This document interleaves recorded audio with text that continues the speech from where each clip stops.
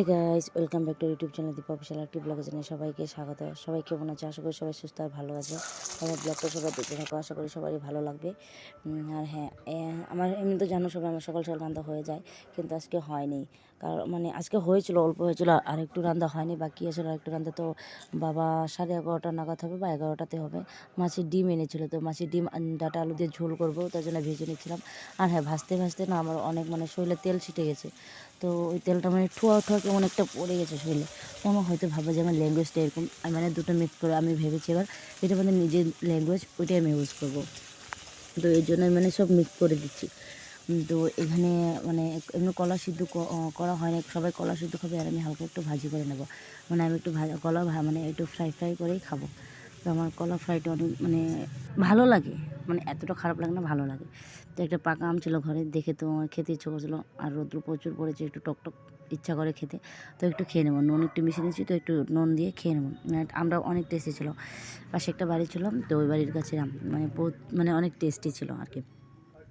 তো এখানে তেলটা গরম হয়ে গেছে দেখতে পাচ্ছি। তো এখানে জিরা, শুকনো লঙ্কা, তেজপাতা দিয়ে দিলাম, আর এখানে একটু ভেজে নিচ্ছি। তারপর আমি এখন ডাটা আলুটাও দিয়ে দেবো। তো ডাটা আলুর সাথে আমি কাঁচা লঙ্কা চিড়ে নিয়েছি আগেই। তো এখন ডাটা আলুটা দিয়ে দিচ্ছি। ডাটা আলু দুটো ভাজা ভাজা করার পরে এখানে আমি সব মশলা ভিজিয়ে রেখেছি, তো সব মশলাটা তখন দিয়ে দেবো।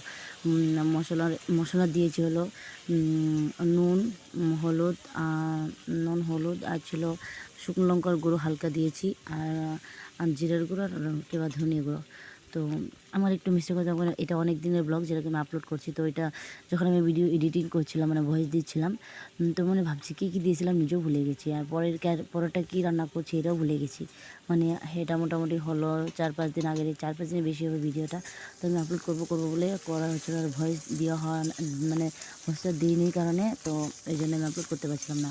তো এখানে ডাটা আলুটা হয়ে গেছে আমার, ফ্রাই হয়ে গেছে। আর এখানে দেখো বলছিলাম না, মশলাটা আমি জলে ভিজিয়ে রেখেছিলাম, ওইটা মশলাটা আমি এখন দিয়ে দিচ্ছি। মশলাটা একটু জলটা বেশি দিয়ে ফেলেছিলাম। তো মশলাটা ভালো করে এখন নাড়াচাড়া করে নেব, আর এটাকে পুরো কষিয়ে নেব। কষানোর পরে এখানে জল দিয়ে দেবো, আর জল দেওয়ার পরে এমনি তো ডাটাটা, আর জানে সবাই ডাটাটা অনেক ভালো ছিল।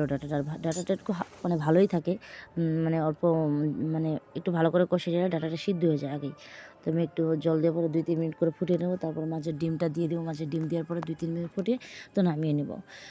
তো আমার ব্লগটা যদি ভালো লাগে থাকে সবাই লাইক, কমেন্ট, শেয়ার, সাবস্ক্রাইব করো। আর এখানে হ্যাঁ, আমার একটু খিদে পেয়েছিল, তো আমার জন্য ডালিয়া বানাচ্ছিলাম, তো আমি একটু খেয়ে নিচ্ছিলাম, কিন্তু আমি খেতে পাইনি, একদমই খেতে পাইনি। কারণ দেখতে পাচ্ছ থালটাতে অনেক তেল কিবা কিবি ছিটা আছে, ওইটা মাছের ডিম। তো মাছের ডিমটা এমন গন্ধ আসছিলো আমার নাক দিয়ে, সেই জন্য খেতে পারিনি।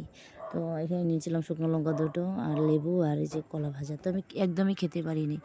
তো এখানে দেখছো আমার মশলা প্রায় কষানি হয়ে গেছে। তো এখানে আমি জল তো ওখানে একটা ভাই আমাকে ডাকছিল, তো শুনে আমাকে নিয়ে গেছিলো। তো ওইখানে নিয়ে ওদের দোকানে একটু দুষ্টামি করে দিয়েছি, তো ওই জন্য নিয়েছে ঘরে, দিয়ে গেছে। তো কী বলবো এখন, আর পরেরটা কী আমি ভুলেই গেছি। তো এখানে আমি জলটা দিয়ে দিচ্ছি।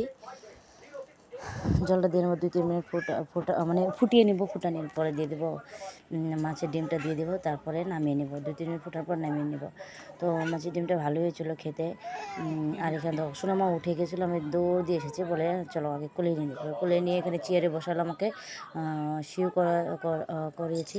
তারপরে এখানে মাছের ডিমটা না বলছিলাম না তখন, যখন আমি ভাজছিলাম ফুটে যাচ্ছিলো, তো পুরো সব বেশিরভাগ মাছের ডিমগুলো সব ভেঙে গিয়েছে। তো আমার ব্লগটা আজকে এই পর্যন্তই হয়ে গেছে।